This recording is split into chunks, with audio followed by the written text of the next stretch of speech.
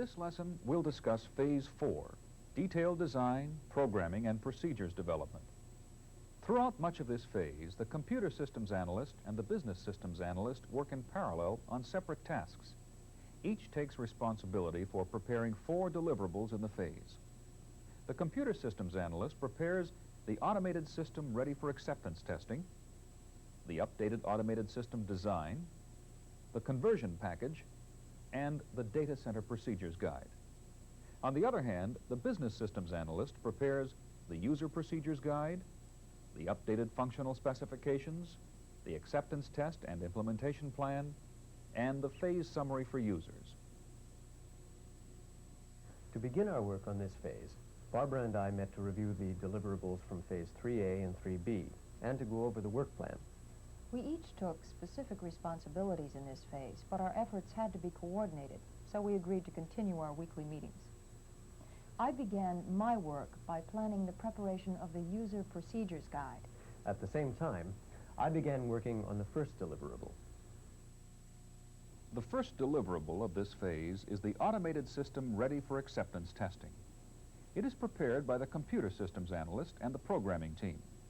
Work on this deliverable is divided into 2 major efforts, programming and testing. The programming effort includes designing the program in detail, writing or updating the program specifications, and coding the programs. The testing effort includes several levels of testing that prepare the new system for acceptance testing. To begin the programming effort, I met with the programming team to discuss the functional specs and the automated system design. These documents were the baseline for all our programming efforts.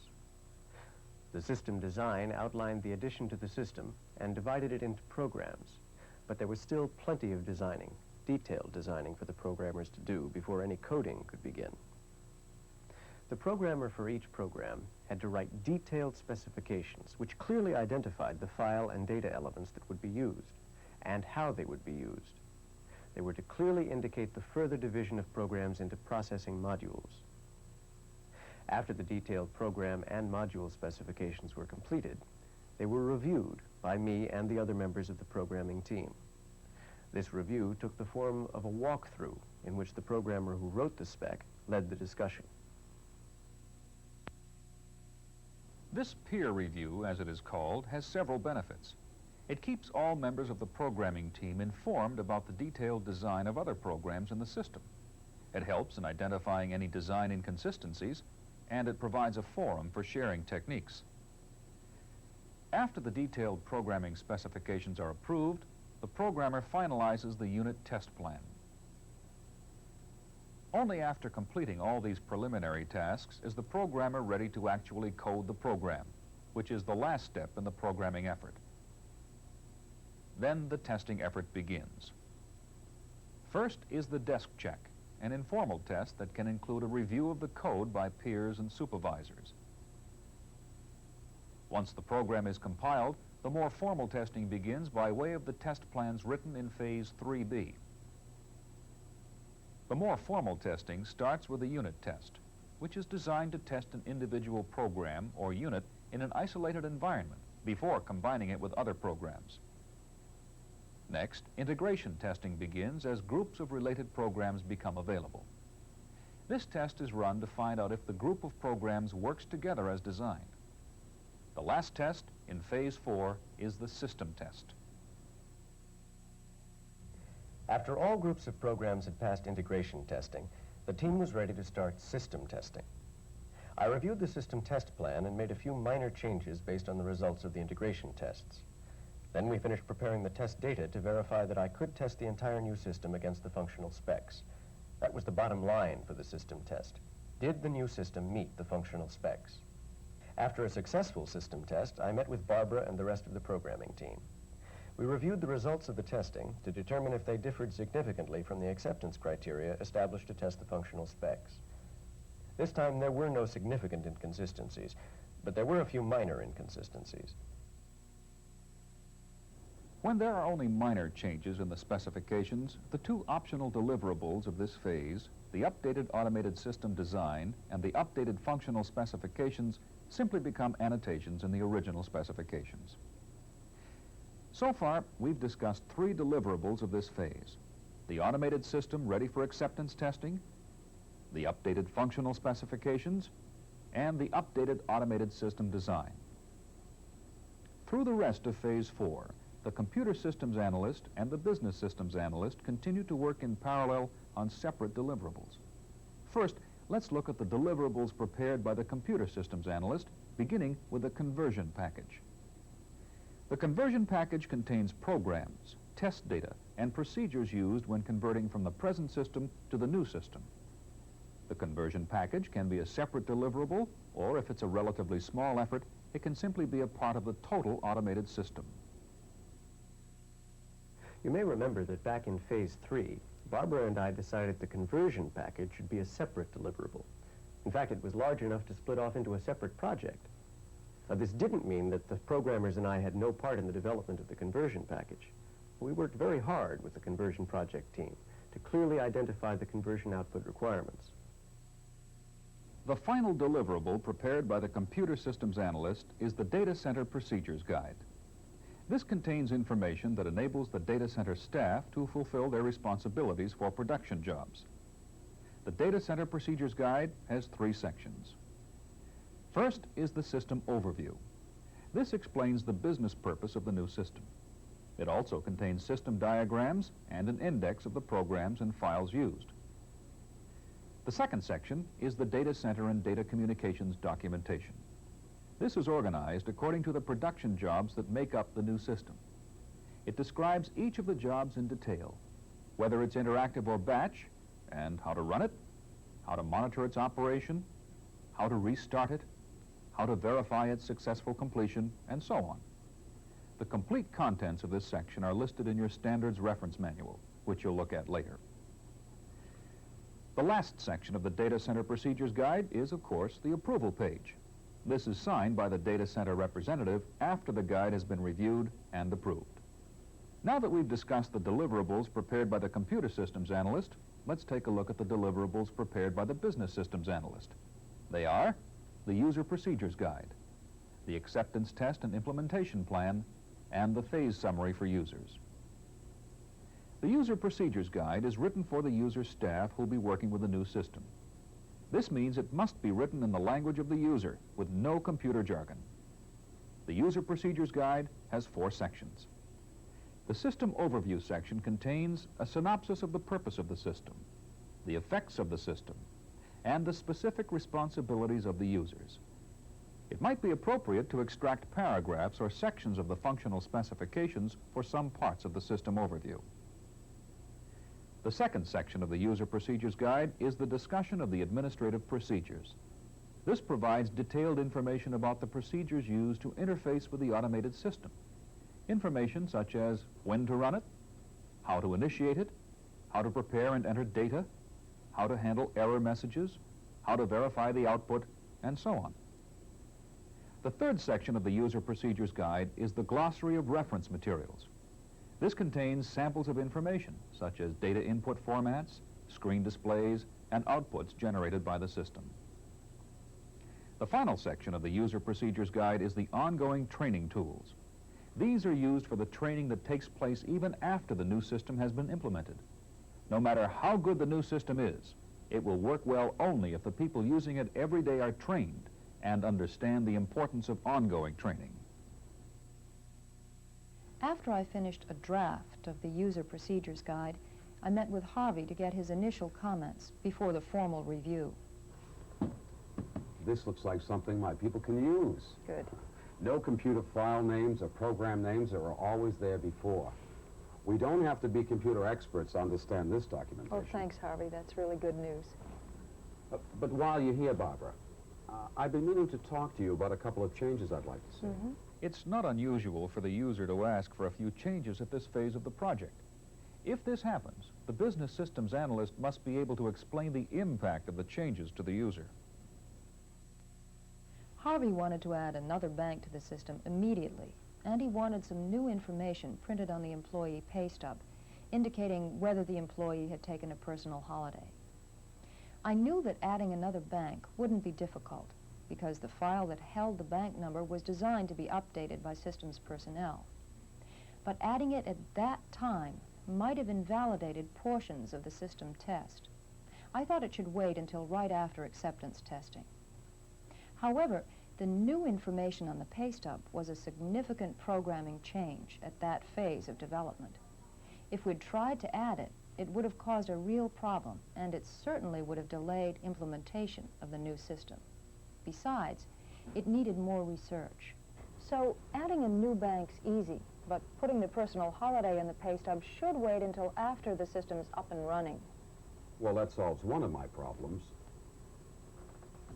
Let's not delay the new system. Okay, I'll go along with that. The next deliverable prepared by the business systems analyst is the acceptance test and implementation plan. This plan has 6 sections. First is a schedule that lists all the major activities associated with training the user and data center personnel, conducting the acceptance test, implementing the new system, and phasing out the old system. This schedule also identifies the persons responsible for performing the activities. The next 4 sections are the finalized versions of the plans that were prepared in Phase 3B, the acceptance test plan, the implementation plan, the training plan, and the conversion plan. They're reviewed by the business systems analyst, the computer systems analyst, and data center support personnel. The final section is the phase-out plan. In this section, the disposition of the old system is clearly stated. The final Phase 4 deliverable prepared by the business systems analyst is the phase summary for users.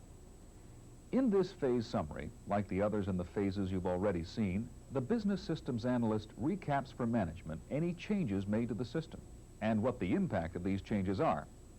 In this case, it contains the hard costs in time and money of completing the last 2 phases of the project. After preparing all the deliverables for the phase, one final task remains: obtaining the formal approvals at the user and technical review sessions. By approving the deliverables of this phase, the user and technical representatives make 2 kinds of commitments. First, there is a commitment to continue the project. Second, there is a commitment to the schedule of events for phases 5 and 6. This means that the user and technical representatives commit their people and their computer for training and acceptance testing. Now, let's move on to the schedule. Are there any problems with the dates for training? Well, Doug and I met with Barbara to coordinate these dates, and we'll be ready. Good. Now, on the computer schedule. Doug, is it all set for training and testing? Yes, we have a solid 6 hours a day on these dates. The time of day isn't the best because we had to work around the regularly scheduled payroll runs, but we do have the time. Well, what's important is getting a solid block of time. Got it. Okay, error recovery.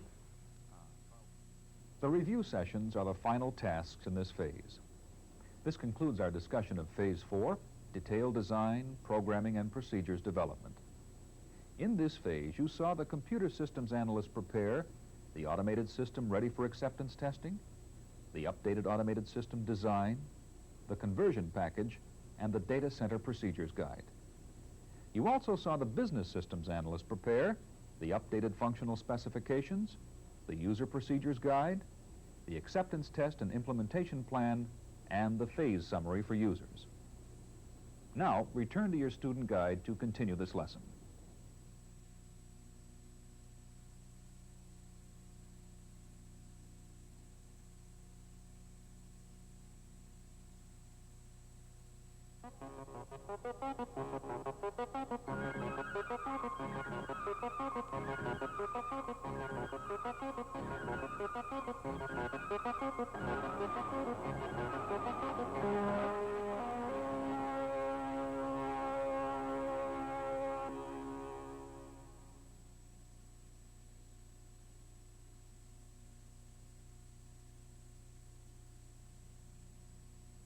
This is Phase 5 of the life cycle, the systems acceptance test.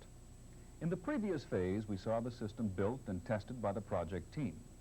In this phase, the complete system will undergo acceptance testing by the people who must use it. Acceptance testing is an objective process designed to demonstrate that the system meets the functional and technical specifications. When this has been demonstrated, the ownership responsibilities for the system can be transferred to the user and the data center personnel. There are 5 deliverables produced in this phase. The first 3 are ownership packages. There is an ownership package for the user, another for the data center, and a third for the support personnel, who will troubleshoot and maintain the applications programs. These ownership packages consist of updated documentation and training materials. The fourth deliverable is the list of proposed enhancements. This is a collection of all the suggested improvements for the system, which have been discussed throughout the project, but intentionally postponed until now. The last deliverable is the updated implementation plan. This is the plan for the next phase and is similar to the work plans used in previous phases. We'll discuss the deliverables in detail later in this lesson. Now, let's look at the tasks that begin Phase 5. The business systems analyst and the computer systems analyst begin by reviewing and making final the acceptance test plans and the training plans. When a final test schedule is published, they can begin to compile the checklists which will be used for the acceptance tests. These checklists will reflect the test criteria which was agreed upon in Phase 3B. The preparation of the checklists is a job which should be done carefully, for they are the basis for the actual testing. Well-designed checklists will speed up both the acceptance testing and the post-test analysis. I helped payroll write the checklists for the functional part of the tests. Agreement on the content of these checklists had been reached earlier and was reflected in the functionality acceptance test plan. The checklists were designed to show that the system did what payroll requested. When I helped Doug to prepare the data center checklists, we referred to the production acceptance test plan. Now, these checklists were designed to show that the system met technical specs and that it would operate in a production environment. When we finished creating the checklists, we were ready to train the personnel who would be involved in the testing. Harvey and I trained the payroll personnel. And I helped Doug train the data center support personnel. I found this training critical, not only for the success of acceptance testing, but for the success of the training program itself. Many of the people we trained before acceptance would become the trainers after the acceptance stage. This training serves as a test of the training plans, materials, and documentation. When it is complete and any necessary changes have been made, the tests can begin. Acceptance testing has two distinct parts: the production tests and the functional tests. The production tests are designed to test the system in a real environment. They must demonstrate to the data center personnel, who must ultimately provide the resources to run the system, that the system works in a production environment. The functional tests are designed to demonstrate to the user that the system performs the required functions, that it meets the functional specifications. Once we finished training, it was up to the users and the data center personnel to actually put the system through its paces. We weren't involved in the actual testing. The production acceptance tests were run by the data center and data center support personnel. They had to demonstrate to the data center that the system could be run, and to the support personnel that the system was built to specs and could be maintained. The functional acceptance tests were run by the payroll department. They had to demonstrate to Harvey and the other users that the system was a good functional tool.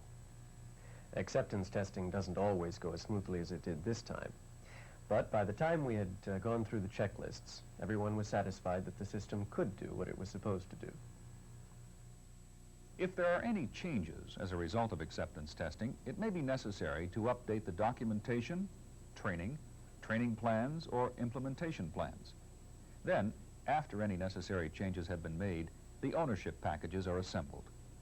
We'll return to a discussion of the deliverables of this phase as we focus on the ownership packages. There are three ownership packages: user, data center, and application support. The ownership packages consist of tangible items, such as procedure guides, documentation, and training materials. But they also include items that are not really packaged, such as trained personnel. These support materials and personnel must be in place before a system can be considered complete. Most of the documents in the ownership packages are contained in deliverables prepared in earlier phases. For the most part, it is only necessary to verify that the information is updated and then assemble the packages. The next deliverable is the list of proposed enhancements.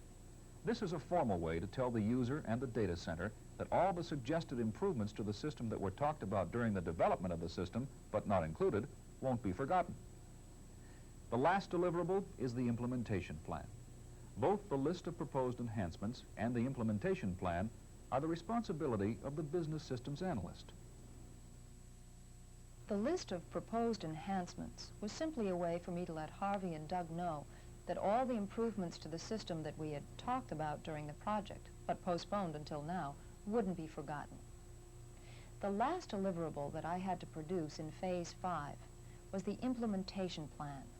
This had originally been done in Phase 3B, and it was brought back by the payroll and data center personnel for final updating after acceptance testing.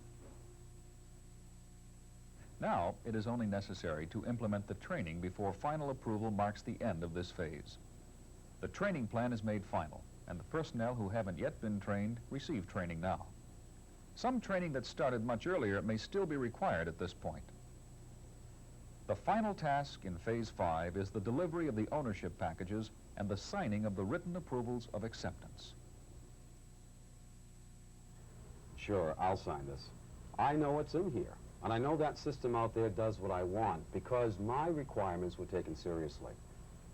I should be this involved in every project. Well, I think another thing that the success of the acceptance test shows is that all that front-end work we put in on the specs and design was well worth it. When final approval is received from all of the involved parties, the system is accepted and Phase 5 comes to an end. Now, return to your student guide to continue this lesson.